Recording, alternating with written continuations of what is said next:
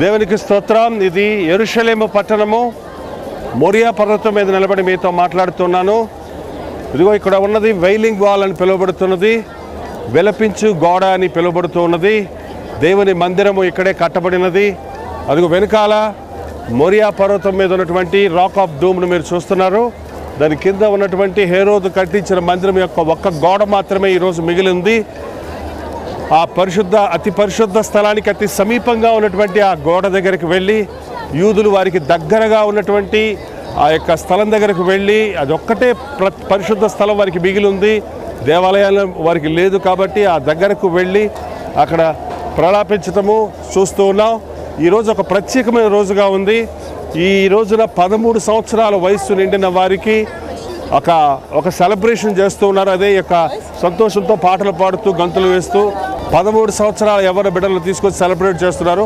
13 సంవత్సరాలు వచ్చిన ప్రతి మగబిడ్డ దేవునికి ప్రతిష్ఠించి తోరా చదవడానికి ఈ రోజు నుంచి వారు కూడా తోరాను చదువుతారు. తోరా అంటే మోషే రాసిన 5 గ్రంథాలు, ఆది కాండము, నిర్గమకాండము, సంఖ్యాకాండము, లేవియకాండము, ద్వితీయోపదేశకాండం అనే 5 కాండాలను తోరా అన్నారు. ఇంకా ఇక్కడ ఉన్నటువంటి యూదులు అది మాత్రమే చదువుకుంటూ మరల మోషే ధర్మశాస్త్రాన్ని చదువుతూ వాటిని అనుసరించడానికి వారి సాయశక్తులు ప్రయత్నిస్తున్నారే కానీ దేవుడు తన కృపను ఎంతగా కుమ్మరించాడో, ఆది 5 ఖండముల తర్వాత ఎంత గ్రంథం ఉన్నదో బైబిల్లో విషయాన్ని వీరు ఎరగకున్నారు. పాత నిబంధనలోని మిగిలిన భాగాలు అంతగా వీరు చదవటం లేదు.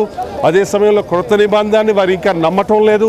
అయినప్పటికీ కూడా ఇంకా వారు ఆ యొక్క మోషే గ్రంథము దగ్గరే ఆగిపోయిన వారిగా కనబడుతున్నారు. ఈరోజు మనలాంటి వారిని మన పరుగును కడముట్టించి ఎంతగా పరుగెత్తి యేసు ప్రభువును చూడడానికి, ఆయన ముట్టుదలను పొందడానికి, ఆయన సాక్షులుగా దీవించబడడానికి, ఆయన రాజ్యం వారసులు అవ్వడానికి, ఆయన రాకడ కొరకు ఎదురు చూసే ప్రకటన గ్రంథం వరకు చదివే భాగ్యాన్ని మనకి ఇచ్చాడు.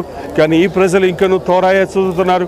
వీరి మనోనేత్రాలు తెరవబడాలని, వీరు కూడా ప్రభువుని ఎరగాలని, వీరు కూడా కన్నీటితో ప్రార్థించడానికి ఆ వైలింగ్ వాల్ దగ్గరికి వెళ్ళినప్పుడు నాకు కూడా ప్రభు భారం ఇచ్చున్నాడు. ఇశ్రాయేలు జనాంగాన్ని దేవుడు మార్చున్నట్లుగా, మనోనేత్రాలు తెరిచినట్లుగా, యేసే రక్షకుడని మెస్సయ్యని గుర్తించినట్లుగా మనం కూడా వీరి కొరకు విజ్ఞాపన చేయాలి. యెరూషలేము కొరకు, యెరూషలేము క్షేమము కొరకు మనం ప్రార్థించాలని బైబిల్ చెప్తుంది. కాబట్టి మనం వీరి కొరకు ప్రార్థిద్దాం.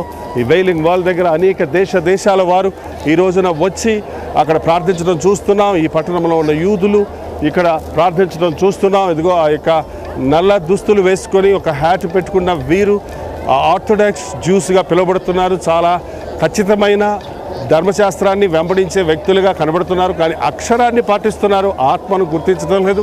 వీరి మనోనేత్రాలు తెరవబడినట్లుగా పరిశుద్ధాత్ముడి సన్నిధిలో తన కార్యాలు జరిగించినట్లుగా మనం ప్రార్థించవలసి ఉంది.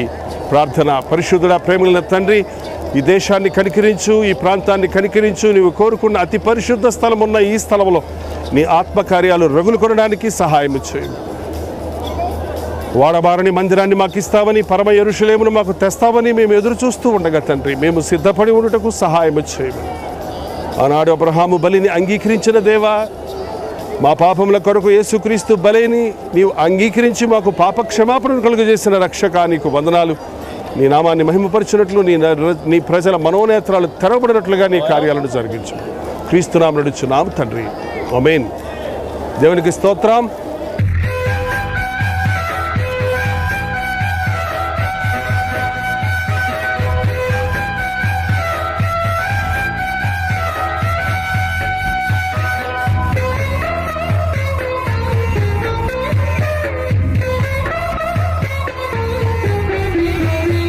యెరూషలేమా